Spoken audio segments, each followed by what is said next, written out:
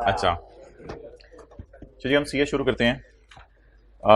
कल आप हजरात ने बड़ा अच्छा काम किया, I really appreciate you people, if I would have been at your place. तो ये बड़ा अच्छा काम किया, आप लोगों ने नोट्स डाउनलोड किए और नोट्स में जाके आप लोगों ने देखा कि स्टैंडर्ड के असल में cost of right of use वाला पैरा है, लेसी के डिस्क्लोजर हैं, लेसर के डिस्क्लोजर हैं और लीज के प्राइमरी और सेकेंडरी इंडिकेटर एंड डेफिनेशंस हैं। आगे हमारे किताब के पेजेस लिख दिए गए हैं जिनके ऊपर ये अवेलेबल हैं। ये जो आप लोगों ने लिंकिंग और क्रॉस रेफरेंसिंग कर ली, ये आई रियली अप्रिशिएट। ये सारा का सारा डब्बा आपकी किताब के तीसरे या चौथे सफ़े पे बना हुआ है। अगर आप खोल के देखें उसमें आपने सिर्फ आगे पेज नंबर डालने थे। तो किताब के किस सफ़े के ऊपर ये डब्बा बना हुआ है ये आपने ढूंढना है। हाँ, इस डब्बे में मेरा कोई दिल चाहा मैं नई चीज़ ऐड करवा दिया करूंगा, ये डब्बा आपने अपनी किताब में ढूंढना है। मिल गए बिल्कुल तीसरे या चौथे सफ़े पे। किस सफ़े पे बना हुआ है? तकरीबन चौथे सफ़े पे बना हुआ है। उसमें आपको सिर्फ ये लाइन नहीं नजर आएगी जिसको मैंने हाईलाइट किया, देखें इसमें आपको सिर्फ ये लाइन नहीं नजर आएगी और बाकी सारी वही है ना। तो वहां पे जाके आप पेज नंबर लिख सकते थे घर में। समझ आ गया? ओके। पैरा पैरा कौन सा? 55 भी इधर एडिड है। बस ठीक है, ये तो कंपेयर करके खुद ही आप अपडेट कर लीजिएगा। और तोहफे की बात यह है कि आगे इसका पेज नंबर भी लिखा हुआ है। IFRS 16। फिर IAS 12 रिज्यूम करते हैं। निकालें जी पेज नंबर 35। एक थी जी डेफिनेशन इंसेप्शन डेट की, एक कमेंसमेंट डेट की डेफिनेशन थी। फिर लीज पेमेंट की डेफिनेशन मैंने आपको स्टैंडर्ड से पढ़ा दी थी कि लेसी के लिए क्या होता है, लेसर के लिए क्या होता है, और मैंने कहा था ये इसमें काट दें 0.2 बेशक। Page number 35। और उसके बाद ROU की initial measurement, initial recognition, initial measurement और सब्सिक्वेंट मेजरमेंट, इसकी डिस्कशन हुई थी हमारी। Rules of depreciation in the books of Lesi, ये डिस्कशन हुई थी। लीज में वेरिएबल लीज पेमेंट्स हमने की थी कि ऐसी होती हैं कि मशीन के रेवेन्यू के बेस पे परसेंटेज दी जाएगी। इसको हमने कहा था लेसी एक्सपेंस में डालते हैं और लेसर इनकम में डालते हैं। इंक्रीमेंटल बोरिंग रेट कल मैंने आपको कहा था कोई जरूरत नहीं है इसकी डेफिनेशन, हुई तो कभी स्टैंडर्ड से देख लीजिएगा। लीज टर्म की डेफिनेशन हमने पढ़ी थी। IDC में क्या क्या चीजें आती हैं क्या नहीं आती ये भी आपको पता होना जरूरी है, इस पर जरूर स्टार लगाना है। IDC में क्या क्या चीजें आती हैं क्या नहीं आती। अच्छा, इसके बाद जो है वो GRV थी। आगे तो ऐसा कोई इंपॉर्टेंट नहीं, वो कहीं और भी समरीज कवर हुई हैं। ये दो सवाल आपको GRV के एतबार से करवाए थे। फिर डिस्क्लोजर थे लेसी के। फिर प्रेजेंटेशन थी लेसी की, लेसी के P&L बैलेंस शीट में फिगर्स कैसे जानी है। फिर रिकॉग्निशन एग्जेम्पशंस थी, शॉर्ट टर्म लीज और लो वैल्यू एसेट वाली। फिर उसके बाद पेज 52 पे डिस्कशन शुरू हो गई थी लेसर की। लेसर में टिक कर लें फाइनेंस लीज और ऑपरेटिंग। फाइनेंस लीज वो होती है जो significant risk and reward transfer कर दे, ऑपरेटिंग लीज वो होती है जो significant risk and reward transfer पता कैसे चलता है, इंडिकेटर्स लगा के। इसमें फिर सेकेंडरी इंडिकेटर्स भी पड़े थे। कुछ टिक छुक मार लें, हाइब्रिड वाले भी जरा मार रहे हैं कुछ बच्चे, तो कुछ बाकियों को मैं कह रहा हूं। अच्छा जी, इसके बाद लेसर की हमने कोई ऐसा डिस्कशन नहीं की थी। ग्रॉस इन्वेस्टमेंट की डेफिनेशन है, छोड़े पड़े NI की, इम्प्लिसिट रेट की, UGRB की डिस्कशन हो गई थी।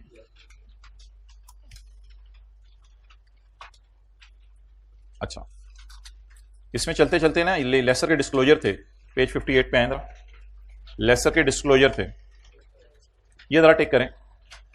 सेलिंग प्रॉफिट किसको आता है? मैन्युफैक्चरर और डीलर लेसर को। इंटरेस्ट इनकम भी आती है लेसर को, इसको काट दें, लेकिन अंडरलाइन वाला पढ़ लें। इनकम रिलेटिंग टू वेरिएबल वो भी लेसर को मिलती हैं, वो जो अभी मैंने वेरिएबल लीज पेमेंट पाई थी मशीन के रेवेन्यू के बेस के ऊपर, ज्यादा रेवेन्यू तो परसेंटेज ऑफ ज्यादा इनकम। अच्छा, a lessor shall provide a qualitative and quantitative explanation of, छोड़ दें इसको। लेसर क्या बनाता है? मैच्योरिटी एनालिसिस, नीचे पढ़ने की जरूरत नहीं। और क्या बनाता है? रिकॉन्सिलिएशन। लेसर बनाता है ना, मैच्योरिटी एनालिसिस भी बनाता है और रिकॉन्सिलिएशन भी बनाता है। ये दो जनरल डिस्क्लोजर थे क्वालिटेटिव टाइप कि आपकी नेचर क्या है बिजनेस की, गाड़ियां लीज पे दे रहे हैं, मशीनें लीज पे दे रहे हैं, और अगर पैसे लेके भागने का रिस्क है तो उस रिस्क को आप कैसे कवर कर रहे हैं? Management of risk.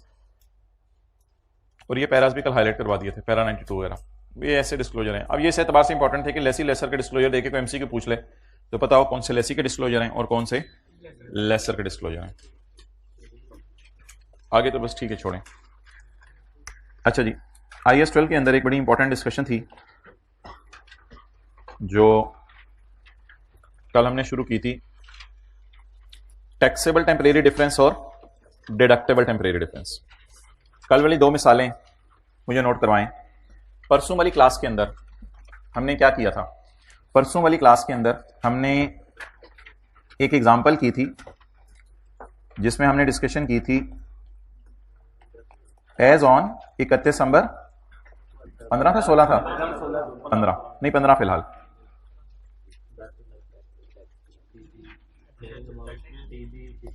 अच्छा, कैरिंग अमाउंट कितनी थी? अच्छा, अब सबर डिफरेंस। चलें अब जरा सारे अटेंटिव हो जाएं। फ्यूचर में वो जो 2 बातें कल मेन की थी उनको रिवाइज करा रहा हूं। फ्यूचर में अकाउंटिंग वाले कितना डेप्रिशिएट करेंगे? 18। फ्यूचर में टैक्स वाले कितना डेप्रिशिएट करेंगे? फ्यूचर में मे बी 16, 17, जब मर्जी बात करें। फ्यूचर में अकाउंटिंग डेप्रिसिएशन टैक्स डेप्रिसिएशन की बनिस्बत, भाई उस क्लास में ना बस जो भी कर बैठे। ओके जी, क्या कह रहे हैं ये भाई? करें सेट जो करने को कह रहे हैं भाई। आप अभी मैं पढ़ा लूं आगे या कोई मसला है? सेकंड लास्ट रो पढ़ा लूं तो हाथ खड़ा कर दो आगे। Second last row, blue and white shirt जिन्होंने इनको रोका था। ओके अच्छा, फ्यूचर में अकाउंटिंग वाले कितना डिप्रिशिएट करेंगे? 18। अब इधर भी देख लो भाई आप, फ्यूचर में टैक्स वाले कितना डिप्रिशिएट करेंगे? फ्यूचर में अकाउंटिंग डिप्रिसिएशन बढ़ जाएगी जब फ्यूचर में फ्यूचर में जब अकाउंटिंग डिप्रिसिएशन बढ़ जाएगी तो अकाउंटिंग डिप्रिसिएशन करंट टैक्स की वर्किंग में उल्टाने की वजह से ऐड होती है। जब फ्यूचर डिप्रिसिएशन बढ़ जाएगी तो फ्यूचर में अकाउंटिंग डिप्रिसिएशन ज्यादा आएगी टैक्स डिप्रिसिएशन, तो ऐड वाली फिगर 6 रुपए से बढ़ जाएगी। जब ऐड वाली फिगर बढ़ेगी तो फ्यूचर में टैक्सेबल प्रॉफिट बढ़ेंगे, तो जब फ्यूचर में टैक्सेबल प्रॉफिट बढ़ेंगे तो फ्यूचर में टैक्स ज्यादा देना पड़ेगा। इसका नाम है टैक्सेबल टेम्परेरी डिफरेंस, इसलिए कि कभी ना कभी दोनों की बीवी 0 हो जाएगी, इसलिए ये टेम्परेरी डिफरेंस है। अगर फ्यूचर में हमने टैक्स देना है तो आज हम खड़े होकर इसके लिए क्या फील करेंगे? और इस लायबिलिटी का नाम डेफर्ड टैक्स लायबिलिटी। तो इसका नाम हमने रख दिया था deferred tax liability as on 31 December 15। तो taxable temporary differences will give us deferred tax liability. Taxable temporary difference हमें डेफर्ड टैक्स लायबिलिटी देते हैं। एक और बात की थी कल हमने ग्रेचुटी में, as on 31 December 21 gratuity payable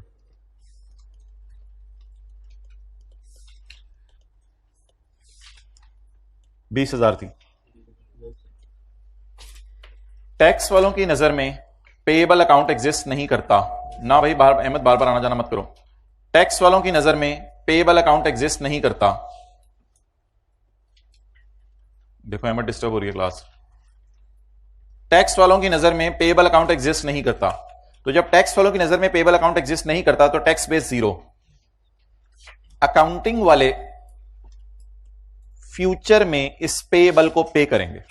payable तो है ही पे होने के लिए, बंदा मरने के लिए, और पेएबल पे होने के लिए। तो अकाउंटिंग वाले फ्यूचर में इस पेएबल को पे करेंगे। जब अकाउंटिंग वाले पे करेंगे तो करंट टैक्स की वर्किंग पे इसका इफेक्ट होगा। वो अब सोचना हमारा चैलेंज है अगला। जब अकाउंटिंग वाले इस पेएबल को पे करेंगे तो पेएबल को पे करने से टैक्स वाले कहेंगे it is allowed as deduction when paid. तो जब हम पे कर रहे होंगे टैक्स वाले इसको माइनस करने देंगे, और हम करंट टैक्स की वर्किंग टैक्स वालों की नजर से बना रहे होते हैं, तो टैक्स वाले हमें माइनस करने देंगे। माइनस होने की वजह से जब पेएबल पे होगा तो खर्चा बुक होगा टैक्स वालों की नजर में, माइनस करने की वजह से टैक्सेबल प्रॉफिट कम हो जाएंगे। टैक्सेबल प्रॉफिट कम होंगे तो फ्यूचर में डिडक्टेबल टेम्परेरी डिफरेंस, यानी फ्यूचर में आपने क्या करना है? फ्यूचर में this 20 will be allowed as deduction when paid. तो आज खड़े होके इस 20 को हम कहेंगे deductible in future on payment. इसको फ्यूचर में माइनस कर लो जब पे करो। Deductible in future when paid. अगले साल करंट टैक्स वर्किंग में ये 20 माइनस होगा। इसका मतलब है आज खड़े होकर फ्यूचर में हमें टैक्स सेव होगा। तो हमें कितना टैक्स सेव हुआ था कल? 8 का हमें टैक्स सेव होगा। इसका नाम है डेफर टैक्स एसेट। ये तो हो गई सारी लॉजिकल डिस्कशन, लेकिन स्टैंडर्ड ने कुछ रूल्स बनाए हुए हैं। अगर कभी लॉजिक भूल जाए तो रूल्स भी हैं। अब ये नाम जो हैं पहले मैं लिख रहा हूं। एक था टैक्सेबल टेम्परेरी, इसके बेटे का नाम था डेफर टैक्स लायबिलिटी। एक था डिडक्टेबल, फ्यूचर में 20 रुपए डिडक्ट होंगे। जब 20 रुपए डिडक्ट होंगे तो फ्यूचर में टैक्स क्या होगा? सेव होगा। तो जब फ्यूचर में टैक्स सेव होगा तो इसका नाम हमने क्या रखा बोले? Defer tax asset. अब रूल क्या हैं और किस पेज पे लिखे हुए हैं वो सब मैं आपको बताता हूं। आपको कुछ करने की जरूरत नहीं है। मैं जरा रूल का नंबर देख लूं, ऐसा ना हो मैं इधर कुछ और लिख रहा हूं आप कुछ और लिख रहे हो। अच्छा जी, अगर कभी carrying amount of asset is greater then tax base of asset तो आपने ये करना है।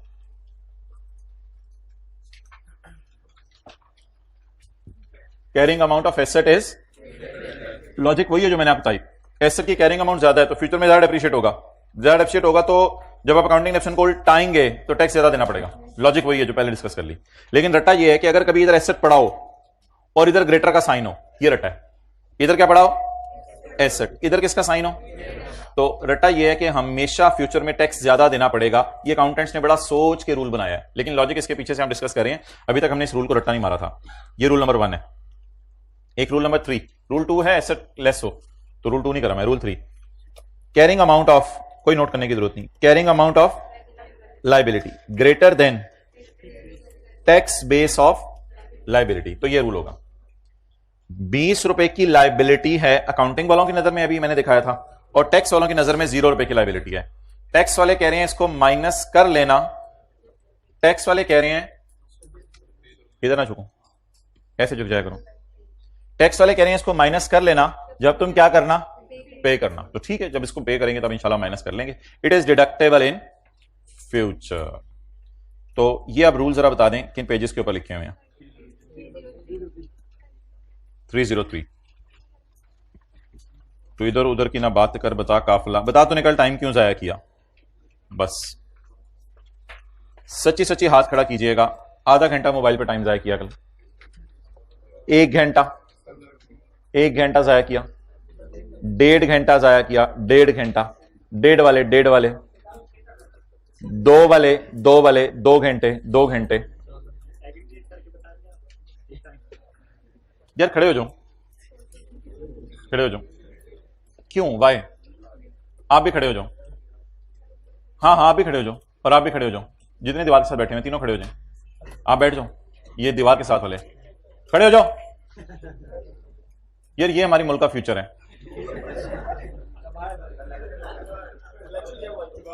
चोपा यार क्यों जाया करते हो इतना टाइम मोबाइल पे? यार तू बता, आपने क्यों जाया किया टाइम मोबाइल पे? यार मुझे ये बताओ कि आप यानी कि अपने फ्यूचर से और अपने बच्चों के फ्यूचर से और अपने पोतों के फ्यूचर से, पड़पोतों के फ्यूचर से किस तरह खेल रहे हो? How dare you. इसके असरात नस्लों पे पड़ते हैं, मैं बताता हूं, इसके असरात नस्लों पे पड़ते हैं। आप लोगों के ये हालात है, बच्चे तो हर वक्त ही मोबाइल से जुड़े देंगे। वो तो टेप लगा के जोड़ लेंगे अपने हाथ से मोबाइल। डैड भी मोबाइल पे, मॉम भी मोबाइल पे, तो बच्चों ने और क्या करना है फिर? इस हाइट ऑफ एनीथिंग उसने कहा मौका है बच्चे मोबाइल इस्तेमाल कर लो। चपेड़। यार ये बड़ा, जब मैं क्लास में होता था ना, मैं तो क्लास में भी मोबाइल इस्तेमाल करता था। अच्छा अबू मैं फिर जाता ही नहीं। ये दिन मैं चाह रहा, क्या आप सुने, ये दिन आपकी जिंदगी में ना आए, मैं ये चाह रहा हूं बस। खड़े रहो। If carrying amount of asset is greater then tax base of asset पहली क्लास, तो फिर फ्यूचर में अकाउंटिंग डेप्रिसिएशन ज्यादा होगी तो ज्यादा, ये सारी बातें इंशाल्लाह पहली दफा हम पढ़े हैं आज और कल वाले सवाल में सारी बातें रिवाइज होनी है। और दूसरा रटा, if carrying amount of it is greater than, वो जो ग्रेचुटी वाली मिसाल की, it is deductible in future, और इसके बेटे का नाम, तो ये कल मैंने कहा था आपको जाते हुए, डीटीएल वल्द टीटीडी और डीटीए वल्द डीटीडी।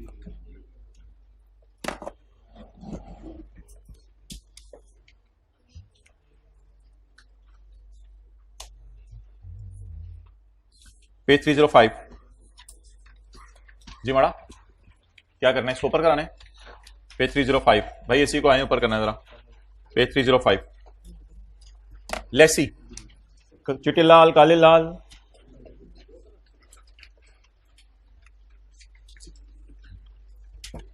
IFRS 16 क्या अकाउंटिंग स्टैंडर्ड्स के अंदर मौजूद होगा या आगे ये वाला इसी,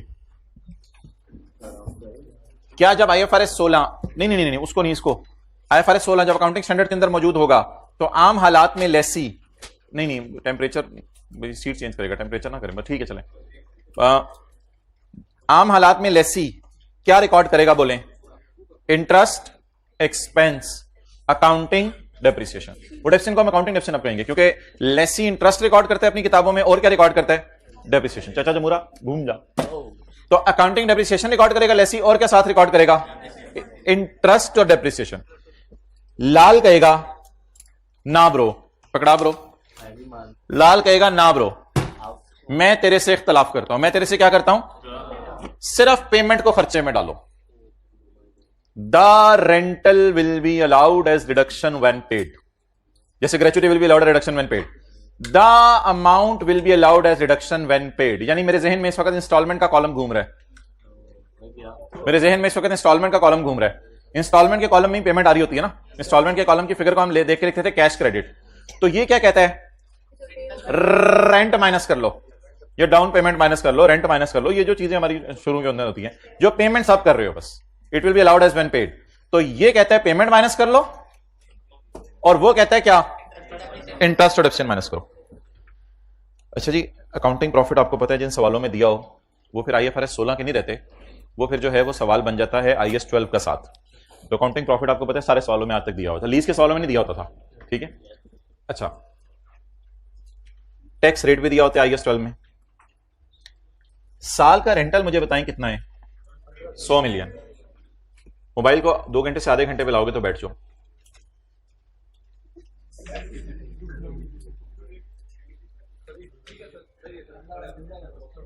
एक बैठ गया। अच्छा, अगर मैं हुक्म दूं फिर कर लोगे, कल का दिन कर लोगे, आज का दिन बैठ जाओ दोनों, फिर कल से आपकी मर्जी, आज का दिन। Annual lease rental of ₹100 million per year, arrear for 3 years, और छुपा हुआ interest rate in the lease is, lease starts on यकम जनवरी 15। बस सादा सा सवाल है, किराया कितना है, 100, कितने साल, 3 साल। चलें जी, लेट स्टार्ट, कुछ भी नहीं करना आप लोगों ने। यकम जनवरी 15 को लीज शुरू होगी, पहला किराया, दूसरा किराया, इन तीनों को डिस्काउंट करके इधर लाके छोड़ देंगे, तो 300 को डिस्काउंट करेंगे तो 50 रुपए नहीं आएगा, 300 को डिस्काउंट करेंगे 249 आ गया, तो और ये अमोर्टाइजेशन शेड्यूल बन गया। अब आप मुझे बताएं, अगर मैं आपसे बात करूं चंद सालों की, 17, 16, 15, तो for the sake of discussion मैं आपसे पूछ रहा हूं कि इन 3 सालों में अकाउंटिंग वाले क्या रिकॉर्ड करेंगे, डेप्रिसिएशन और 25, 17, 9, समझ आ गया कहां से आया। अकाउंटिंग वाले 3 सालों में इंटरेस्ट रिकॉर्ड करेंगे, और अकाउंटिंग वाले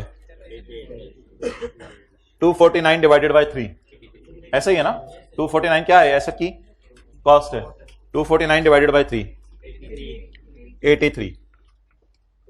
ये मैंने आपके सामने क्या बनाया है, ये मैंने आपके सामने अकाउंटिंग वालों का P&L बनाया है, कितने सालों का, 3 सालों। ये मैंने आपके सामने 3 सालों का अकाउंटिंग वालों का P&L बनाया। अब आप देखिएगा इस अकाउंटिंग वालों के P&L को मैं कैसे खड़े खड़े हम बदल देते हैं करंट टैक्स की वर्किंग में। इस P&L को हम बदलने लगे हैं करंट टैक्स की वर्किंग में। करंट टैक्स की वर्किंग जब करेंगे तो वी विल स्टार्ट फ्रॉम उल्टाएंगे इन दोनों को, उलट गया, इन दोनों को उल्टाएंगे, इन दोनों को क्या करेंगे, उल्टाएंगे। प्रॉफिट कितने, 200 200 200 200। अच्छा, क्या इस 200 के प्रॉफिट तक पहुंचते हुए अकाउंटिंग वालों ने ये दोनों खर्चे रिकॉर्ड कर लिए हुए थे? इन दोनों को उल्टा के, ये लीज्ड एसेट है, ये लीज्ड एसेट है, ओन्ड एसेट होता था खाली अकाउंटिंग डेप्शन उल्टाते थे, ये लीज्ड एसेट है। टैक्स वाले जो मर्जी लीज हो वो कहते हैं भाईजान हमें मत बताओ ये कहानी। हमने कहा हम कर रुल गए, कर रुल गए। उन्होंने कहा तुम्हारा रुलना तुम्हें नसीब, हमारी नजर में वो रुलना नहीं है, हमने तो रुलने को कहा ही नहीं था। ना प्रिंसिपल, ना इंटरेस्ट, ना बैलेंस। तो अब उन्होंने कहा please don't try to be teacher. अब मुझे ये बताएं, टैक्स वालों की नजर में सिर्फ पेमेंट इंपॉर्टेंट है।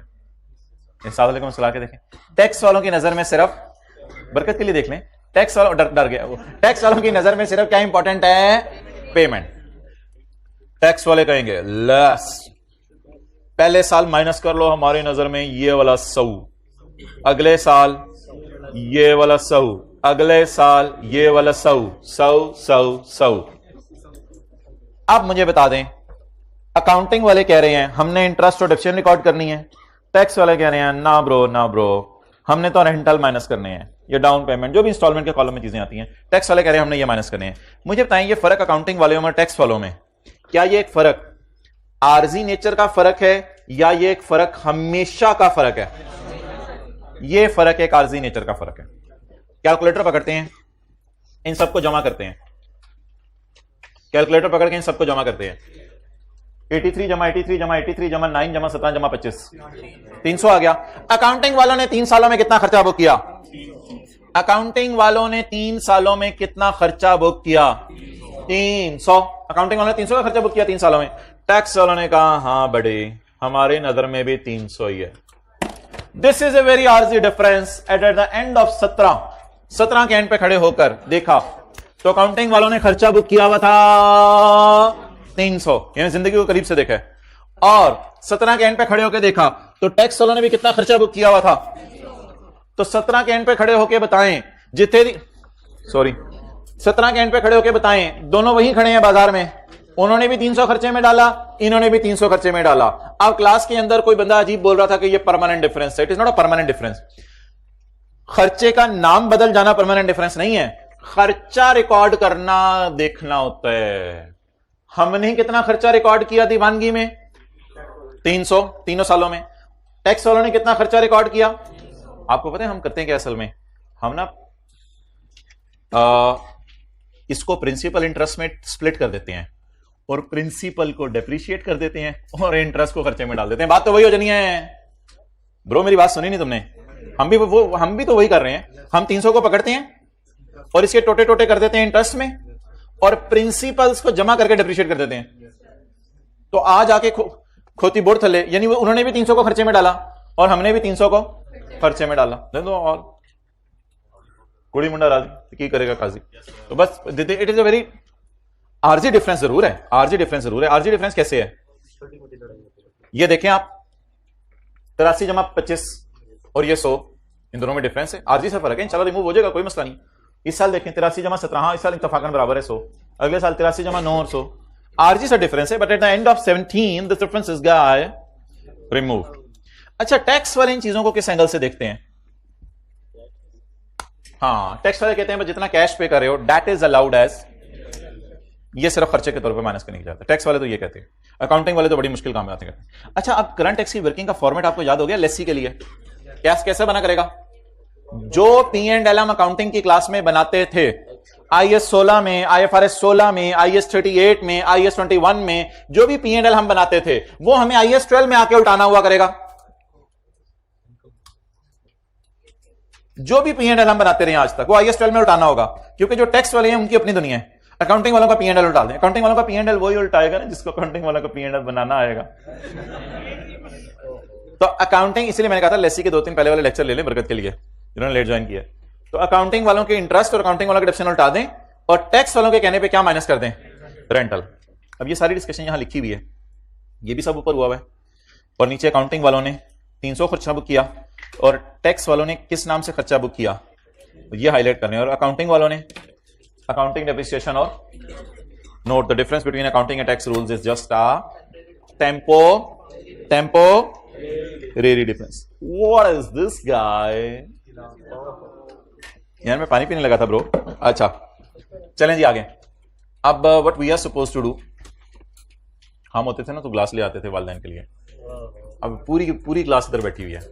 हाइब्रिड वाला जरा आप तो कभी भी नहीं उठेगा, वो तो ऐसी जगह उसने ढूंढी होती है कि मैं आराम से बैठा रहूं। अच्छा हुजैफा किधर हो? नहीं जाने दो। हुजैफा किधर है? हुजैफा यार तूने लुट में चाहिए, कोई एक जगह बैठ जाएगा, पूरी क्लास बैलेंस हो रहा था, कभी इधर कभी उधर कभी इधर।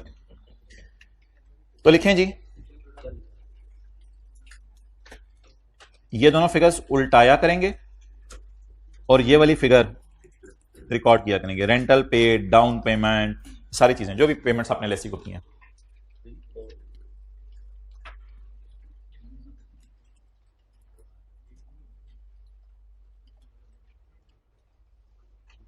अच्छा डाउन पेमेंट है भाई राजू, डीपी और भी जिंदगी है। डाउन पेमेंट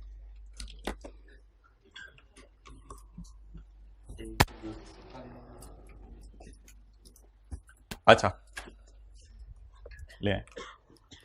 अपनी तस्वीरें तो नहीं अपने मोबाइल में सेव की हुई और अकेले में बैठ के तो देखते रहते वेले यार वेले लोग। इससे बड़ा वेला कोई हो सकता है? सर, अच्छा अच्छा जी, अब वो रिवाइज करें। पेज नंबर 309 पे आए, 308 पे आ जाए पहले।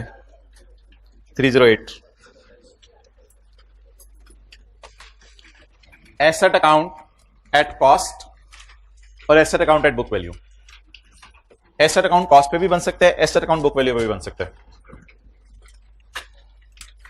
मेरे पास साल के शुरू में 10 रुपए के एसेट्स हैं, नजर लगी। मैंने 100 रुपए के और एसेट खरीदे, 14 तबक रोशन रखे हैं इधर। मैंने 100 रुपए के और एसेट खरीदे, चौप उस 100 रुपए में से या उस 10 रुपए में से, ओपनिंग में से जो भी थे, मैंने 7 रुपए की कॉस्ट वाले एसेट बेच दिए।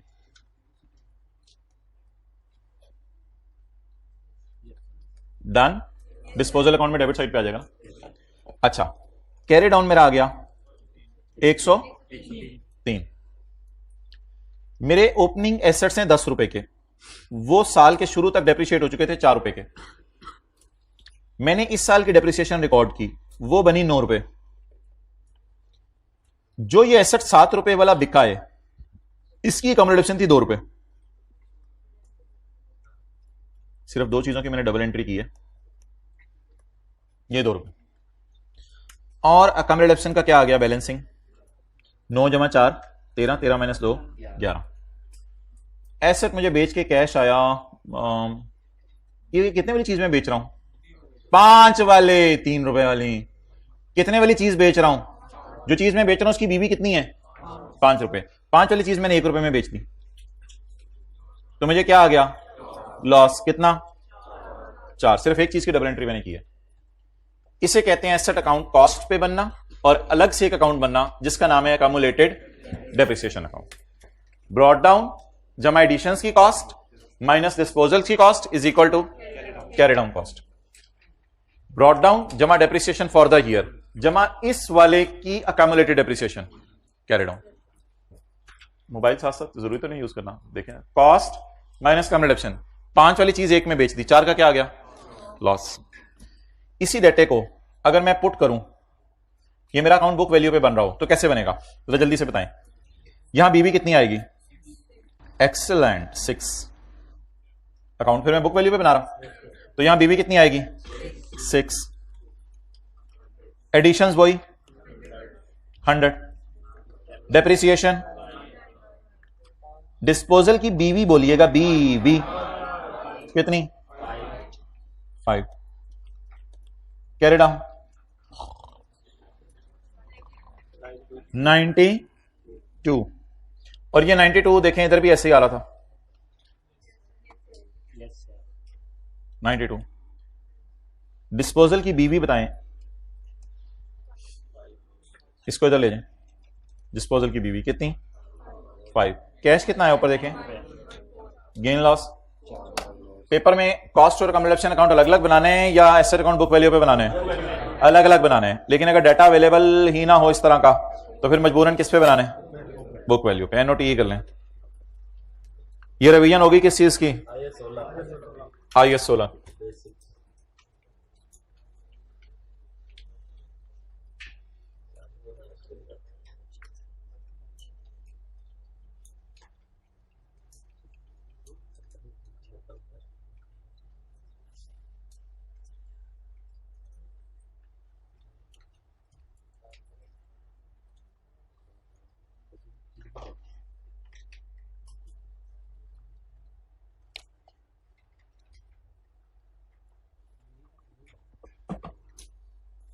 ओके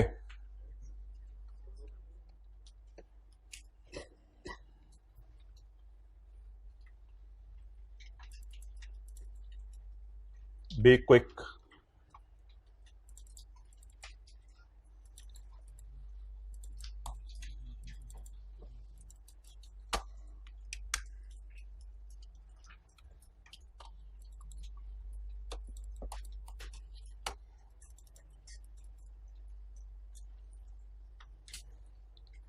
जरा आप थर्ड रो में दरमियान में जो बच्चा है ना वो थोड़ी थोड़ी देर में मुराकबे में जा रहा है। ये चेक करो, नींद पूरी करके आया, मुस्कुरा रहे आप ये। ओके जी,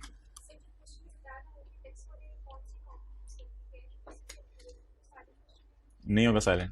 सवाल बताएगा कौन सा? हाँ हाँ हाँ, क्वेश्चन 6 तो अभी मैं कॉन्सेप्ट बिल्डिंग के लिए कराया था। उसमें हमेशा लिखा होगा rental is allowed as reduction. ये लीज के अंदर हमेशा ही टेक्स्ट वाले ये कहते हैं कि rental is allowed as reduction. अच्छा चलें जी, हमारा आज का आखिरी कॉन्सेप्ट, इसके बाद हम पास पेपर का सवाल को शुरू करने लगे हैं। Page 309, provision for doubtful date. ये अकाउंट आप यहां से मत देखें, ये मैं स्क्रीन पे बनाता हूं।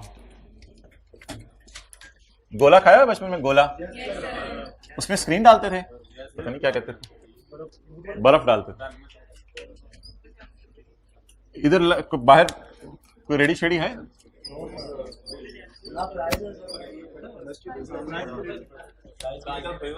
प्रिंसिपल साहब को बताओ ना जाके, किधर है वो मार्कर?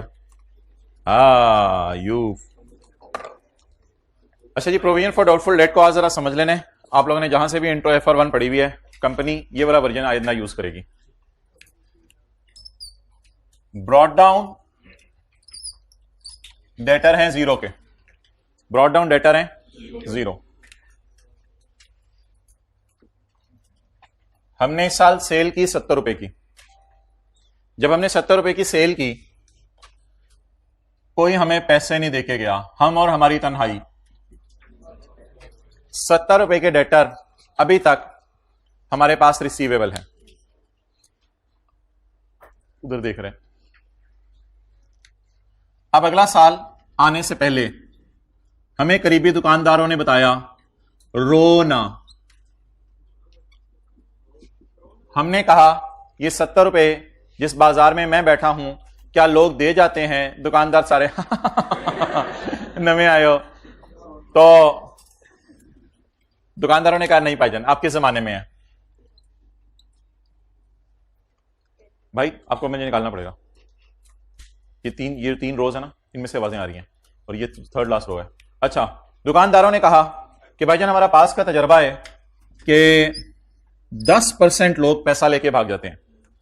आपने कहा मैं तो मारा जाऊंगा, मैंने तो 70 करोड़ की सेल की भी है। 70 जरा 10%, 7 करोड़ मुबारक को आपका डूब जाएगा।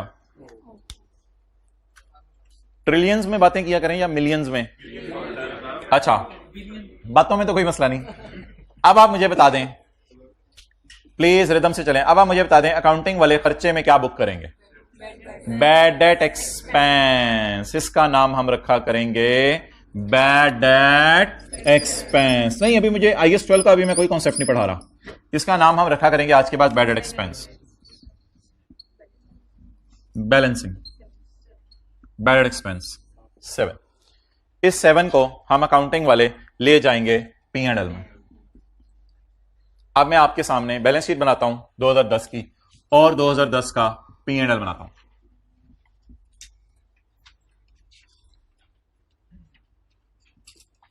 सेल 70,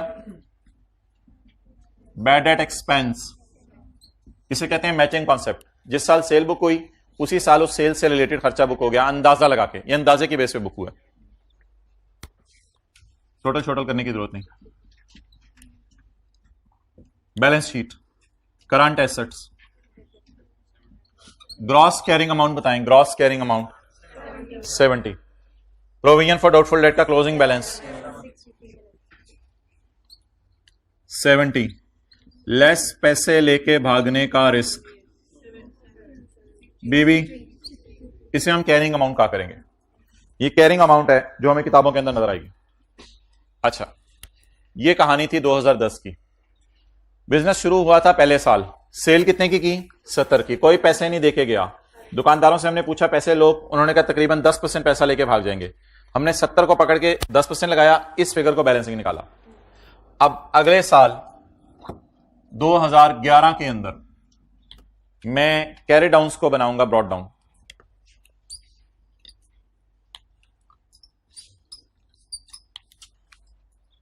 मल्ले वालों 70 दे दो, मल्ले वाले हंस के चले जाते हैं, महल्ले वालों 70 दे दो। यही होता है ना ब्रॉड डाउन डेटर, और क्या होता है? ये कोई लैंड तो है नहीं जो पड़ी हुई है, तो हम रोजाना सुबह सुबह आके बोलते हैं मल्ले वालों। महल्ले वालों ने पूछा प्रोविजन में कितना डाला हुआ है, ये नहीं बताना महल्ले वालों को, उन्होंने पक्का फिर भाग जाने लेके। महल्ले वालों को यही कहना है मेरा नेक गुमान है, आप लोग सारे आएंगे इंशाल्लाह। यकम जनवरी 11 ब्रॉड डाउन, मल्ले वालों ना नसेओ, या ऐसा बोल रहे होंगे। अब अगले साल हमने सोचा कि हम अपना कारोबार बंद कर देते हैं और बस हम ये छोड़कर जंगल में गोशा नशीनी की जिंदगी गुजारेंगे। जब हमने ये सोचा तो अगले साल हम इंतजार करते रहे कि लोग जो है वो पैसे लेके आए। तो जो गुजरता हम उसे कहते पैसे दो पैसे दो पैसे दो। अनथक मेहनत के बाद 60 रुपए हम रिकवर कर पाए, 60 रुपए हम रिकवर कर पाए। और हम बैठे हुए थे कि बेगम का फोन आया, सरताज छड़ बस आ जा, हुण कुछ नहीं मिलना, जिंदगी तू खपा रहे हैं, पहले भी खपाई है हुण भी खपा रहे हैं, छड़ ते आ जा, कोई मसला नहीं, रिलैक्स, परेशान ना हो, मैं हूं ना। अब कैरी डाउन इज नॉट 10, क्योंकि आप तो अब दुकान बंद करके जा रहे हैं, कौन सा रिसीवेबल। अब आप श्योर होके जा रहे हैं कि मैंने पूरी एफर्ट अपनी कर ली है, मेरे जितने लोग थे ये लोग पैसा देके नहीं जा रहे। अब आप इसको लिखेंगे बैड डेट रिटर्न ऑफ। क्या लिखेंगे? Bad debt return of. कि 70 में से 60 दे गए, 10 देकर नहीं जाएंगे। इस 10 की डबल एंट्री आप करेंगे साथ ही। वैसे तो इसके पीछे बैड रिटर्न ऑफ का काउंट खुलता है, उसमें जाके एंट्री होती है, वो जरा लंबा प्रोसेस है, उसको मैं स्किप कर रहा हूं, आसान काम कर रहा हूं। कितने पैसे लेके लोग भागे? 10, क्योंकि इंतजार करके हम थक गए हैं, अब इंतजार करने का फायदा कोई नहीं, जाएं कोई और काम करें, इधर जो टाइम वेस्ट कर रहे हैं। कितने पैसे हमें आने की अब उम्मीद खत्म है? 10। कितनी उम्मीद लगाई थी कि कितने लोग, क्या अंदाजा क्या लगाया था कितने लोग भागेंगे? 7। भागे कितने? तो अंदाजे को एक्चुअल से मैच करना है। अब ये इसकी डबल एंट्री हो जाएगी। डेटर से पैसे लेने का हक हमने क्रेडिट कर दिया दिल पे पत्थर रख के, क्या मैंने 10 रुपए नहीं लेने, और अंदाजे से इसको मैच कराना है। अंदाजा था 7 का, एक्चुअल खर्चा कितना हो गया? 10 का। अब सबर सबर सबर सबर सबर सबर, कोई जल्दी नहीं, कैरी डाउन निकालें, 0। कैरी डाउन पर रेट लगाएं। बैलेंसिंग वही फिगर निकालनी है जो मैंने आपको बताई हुई है। कैरी डाउन पर रेट लगाएं। मेरा अंदाजा 10% लोग लेके भागेंगे, लेकिन अब वो तो कहानी 10% कहां, डेटरी को नहीं मेरे। अब मुझे बता दें, आपके ख्याल से खर्चा और बुक कर लूं या इनकम रिकॉर्ड कर लूं? 2 लफ्ज हो सकते हैं, इंक्रीज इन प्रोविजन या डिक्रीज इन प्रोविजन। बल्कि ज्यादा प्रोफेशनल लफ्ज, increase in provision, reversal of provision, increase in provision. Bad debt expense, क्या आ गया? बैलेंसिंग। अब P&L बनाएं।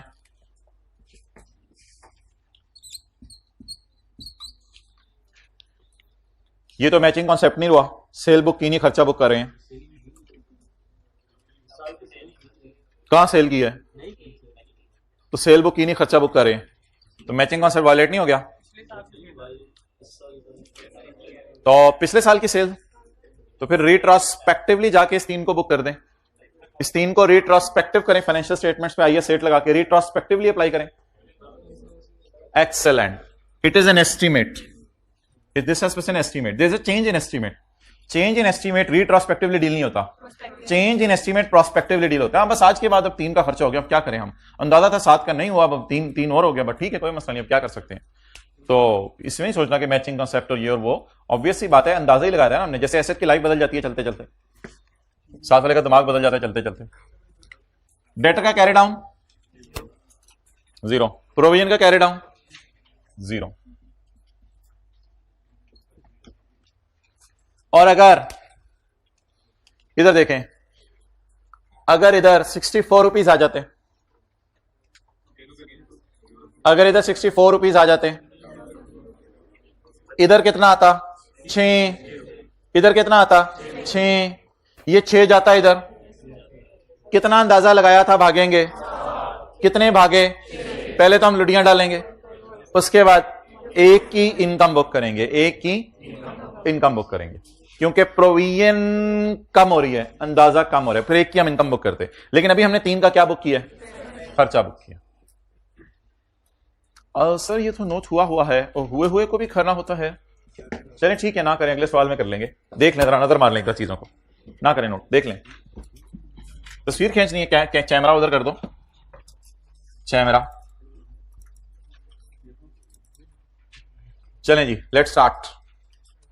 अब आप मुझे बताएं, ब्रॉड डाउन डेटर कितने हैं 2010 में? 0।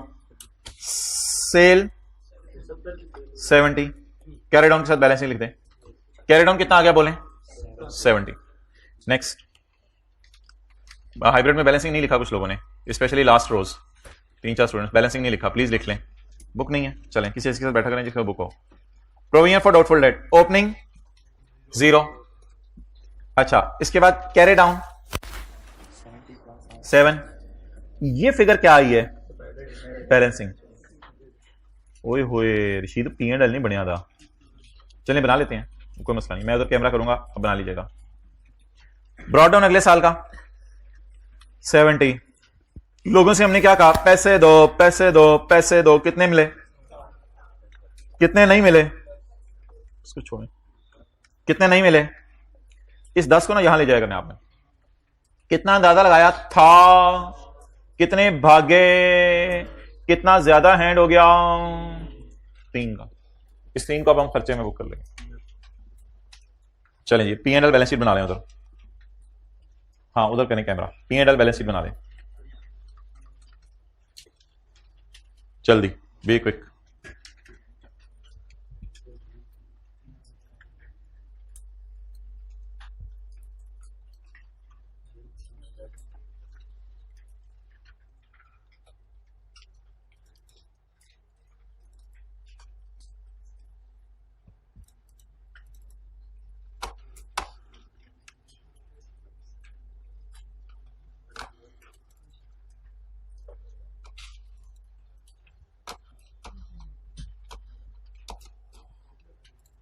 ये हर क्लास में ऐसा करता है भाई, भाई तबीयत खराब है यार, इधर तो देख के बताओ ना, तबीयत खराब है, सर्दी लगे, कभी इधर से गुजरी सर्दी, कभी इधर से गुजरी, कभी इधर से गुजरी, इधर से गुजरी। टेंड करवा लें, कौन कौन करवाएगा, करवा के लाएगा कल, टेंड करवा लें, हाँ कल तक करवा लो। कितने रुपए नाम? नहीं तो बस टेंड के वो रिकवरी हो जाए, बस 60-70 की टेंड हो जाती है। आप यार 40 रुपए उस तरह खरीदो, टेंड हो जाएगी। ये साथ वाले का सर खूनो खून कर देते हैं कुछ लोग, फिर ओए होए पहली दफा करवा लें, फ्रेश एयर गुजरा करेगी इधर से मोटरसाइकिल में चलेंगे, एंजॉय करेंगे। मैं करवाता हूँ, लेकिन मैं तब करवाता हूँ जब छुट्टियां हो, बच्चे अच्छा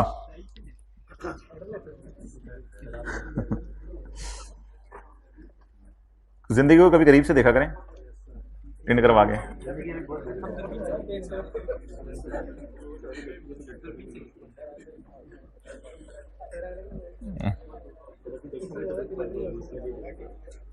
देखेंगे तो ठीक बातें करती हूँ।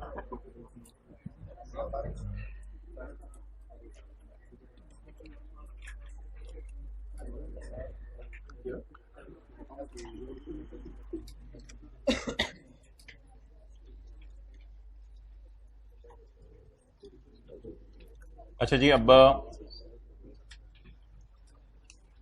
दो अकाउंट्स फाइनली रजिस्टर पे बना लें।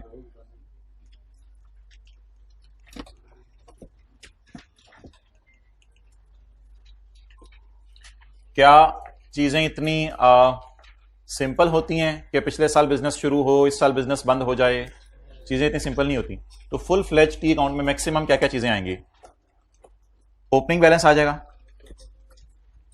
इधर क्या आ जाया करेगा?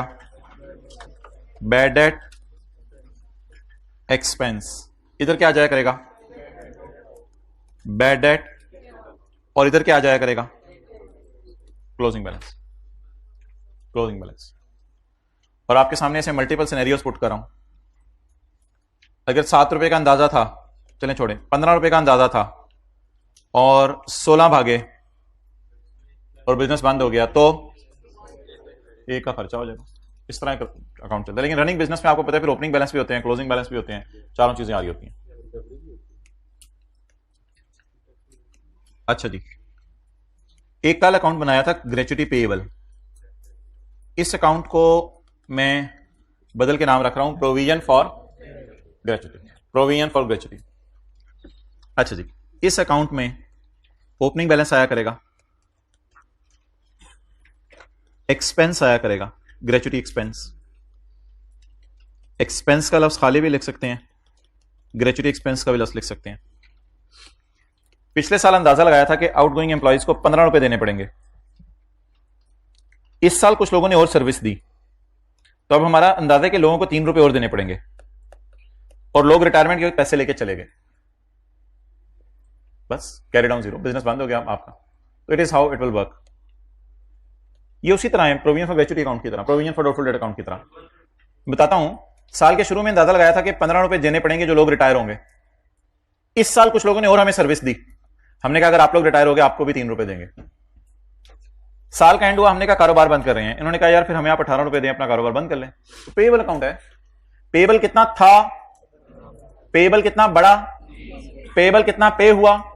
क्रेडिट अकाउंट नहीं होता था इस तरह। 15 रुपए के क्रेडिटर थे, 3 रुपए की और चीजें ली, 18 रुपए पे कर दिए। अल्लाह अल्लाह खैर सल्ला। क्या अंदाजा था कितने लोग पिछले साल ऐसे थे जिनसे हमने वादा किया था कि अगर तुम रिटायर हो गए तुम्हें पैसे देंगे? 15। इस साल कुछ लोगों ने और मेहनत की, हम उनसे मुतासिर हुए, हमने कहा अगर तुम लोग रिटायर हो गए तुम्हें भी 3 रुपए देंगे। साल के एंड पे हमने कहा हम बिजनेस बंद करके जा रहे हैं, उन्होंने कहा मैं मरी जा रहा हूं, लोगों ने कहा नहीं तू मरा जा रहा है, 18 रुपए हमें दे, चल छुट्टी कर। अब बता दें इस अकाउंट में क्या क्या आया करेगा? ओपनिंग, कैश और क्लोजिंग। डन?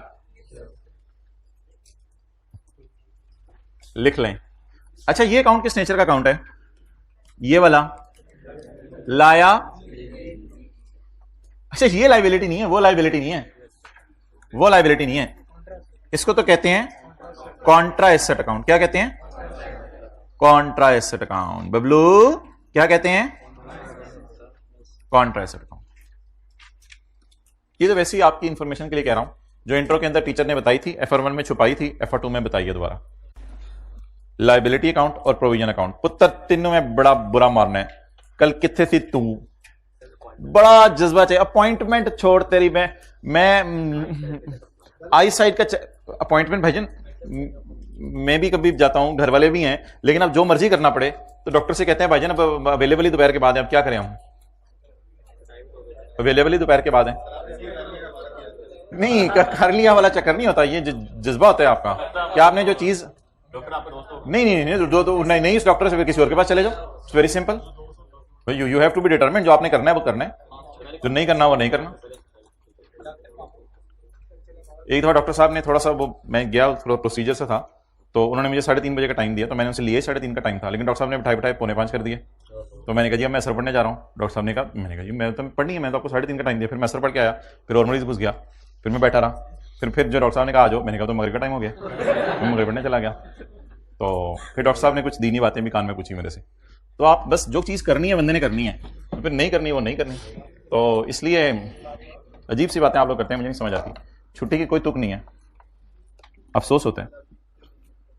तो जज्बा दिखाया करें जिंदगी में जो भी काम कर रहे हैं। ये जो हाफ हार्टेडली काम करते हैं ना, इससे कोई फायदा नहीं होता।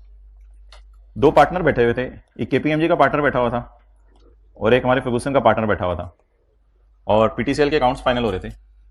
लेकिन हम जिन्होंने जाना था हम उठ के चले गए ईशा की नमाज पढ़ने। बस ठीक है, उनको बता दिया भैया नमाज पढ़ने जा रहे हैं, जो करना है वो करना है। तो उनको थोड़ी देर वेट करना पड़ा पार्टनर्स को फॉर्म के। तो जब आए उन्होंने फिर काम रिज्यूम किया। तो दो चीज़ फिर आपने जिंदगी में करनी है वो फिर करनी है, फिर दुनिया का जो मर्जी आपका नुकसान हो। अच्छा जी, इसमें कुछ तालियों वाली बात नहीं है। अच्छा जी, अब आप मुझे ये बताएं कि सवाल ये राइज होगा, लेकिन ये सारी चीज़ों के लिए आपको फॉर्म में काम बड़ा बेहतरीन करना पड़ेगा। अगर काम में भी आपने डंग टपाव किया होगा ना, तो वो उधर भी आपको चपेड़ ही मारेंगे फिर। तो इसके लिए you have to show yourself कि आप काम कर सकते हैं। अच्छा जी, अब मोहतरम अगला सवाल ये है कि प्रोविजन फॉर ग्रेच्युटी और प्रोविजन फॉर डाउटफुल डेट में अकाउंटिंग वालों की क्या राय है और टैक्स वालों की क्या राय है। इसके लिए हमें पीपी की तरह दो अकाउंट नहीं बनाने पड़ेंगे कि अकाउंटिंग वालों का अकाउंट अलग बन रहा हो, टैक्स वालों का अकाउंट अलग बन रहा हो।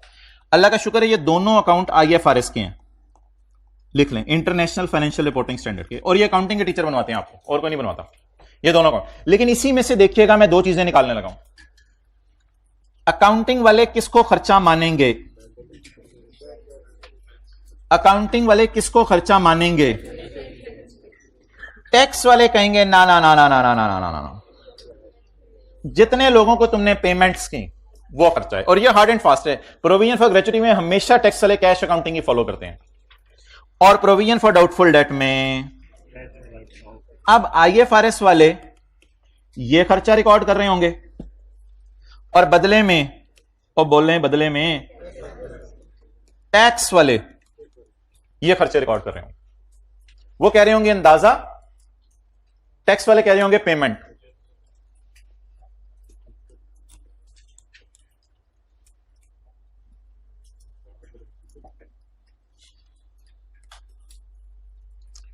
यार ये थर्ड रो में व्हाइट कैप वाले भाई जो है बड़ी कंसंट्रेशन से नोट कर रहे हैं माशाल्लाह। एक्सेलेंट एक्सेलेंट, नींद ज्यादा हो रहा था, मोबाइल के चेहरा ही अलग होता है वो ना ऐसे तो डर डर भी होते चेहरे के ऊपर। सर ना देख लें, डर क्यों सर ना, तो जिनको है ही नहीं डर उनको क्या पता। हाँ, डर और रिस्पेक्ट में फर्क है। सांप से डरते हैं, बड़ों की रिस्पेक्ट करते हैं। अब ये नहीं कि दोनों को देख के हम डर गए हैं, तो इसलिए रिस्पेक्ट और डर में फर्क है। चलिए करते हैं दूसरा वाला पार्ट। अब जी हम एक सवाल शुरू करते हैं, कपड़े शपड़े सेट कर लें ऐसे, ठीक है? हाँ करा दो, पार्ट शुरू कर दो।